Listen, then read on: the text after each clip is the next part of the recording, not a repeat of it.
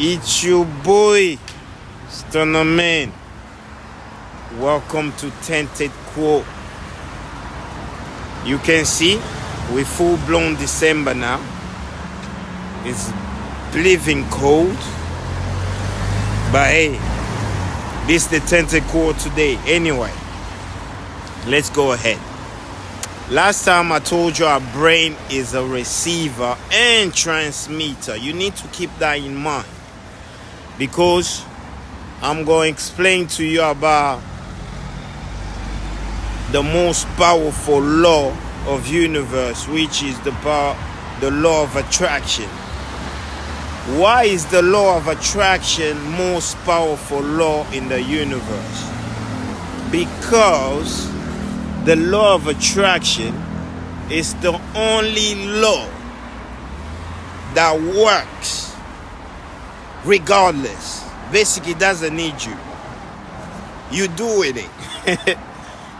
You're doing it at any time, any point, every day. You create in your life, the life that you have.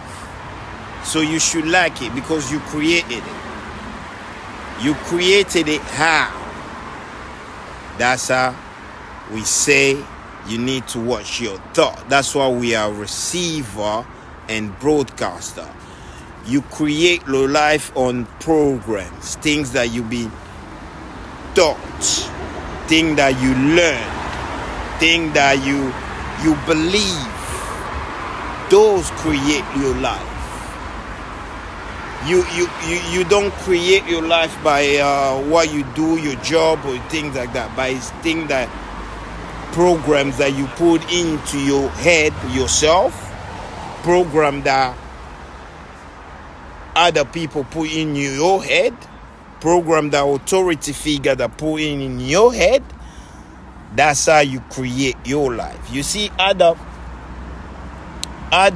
laws of the universe need something to be done for it to be gone in action. Like if we're talking about gravity, which is a law, you need to go up that building there and try and jump out. Then you'll find out gravity gonna catch up. And like the law lift is certain speed, weight, the shape, and everything that makes the bird or the plane fly.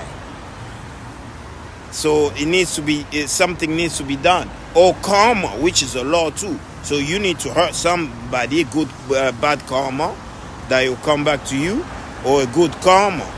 You do something good, good karma comes back to you.